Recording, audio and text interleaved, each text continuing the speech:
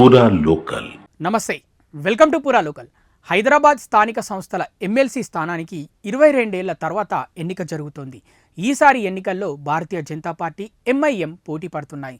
పోలింగ్కు దూరంగా ఉండాలని బీఆర్ఎస్ నిర్ణయించగా, ఎన్నికల్లో పార్టీ వైఖరిపై రాజకీయ ప్రయోజనాల మేరకు నిర్ణయం తీసుకుంటామని కాంగ్రెస్ పార్టీ ప్రకటించింది. భారతీయ జనతా పార్టీ అనూహ్యంగా అభ్యర్థిని బరిలో దింపడంతో ఈ ఎన్నిక చర్చనీయాంశంగా మారింది. ఈ నెల 23న జరగనున్న ఎన్నికలకు 112 మంది ఓటర్లుగా ఉన్నారు.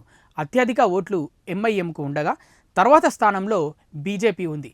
తమకున్న 49 ఓట్లతో పాటు ఇతర పార్టీల మద్దతుపై ఎంఐఎం నమ్మకం పెట్టుకుంది. గెలుపు ఓటంలతో నిమిత్తం లేదని, పోటీయే లక్ష్యమని భారతీయ జనతా పార్టీ ప్రకటించింది. మొత్తం ఓటర్లలో 81 మంది కార్పొరేటర్లు కాగా 31 మంది ఎక్స్ అఫిషియో సభ్యులు. ఎక్స్ అఫిషియో సభ్యుల్లో 9 మంది ఎంపీలు, 15 మంది ఎమ్మెల్యేలు, 7 ఎమ్మెల్సీలు ఉన్నారు.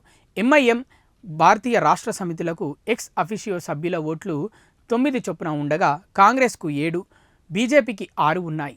ఎంఐఎం అభ్యర్థిగా మిర్జా రియాజ్ ఉల్ హసన్ ఎఫ్ఎండి, భారతీయ జనతా పార్టీ అభ్యర్థిగా గౌతమ్ రావు ఎన్నికల బరిలో ఉన్నారు. ఇవి ఇప్పటివరకున్న అప్డేట్స్.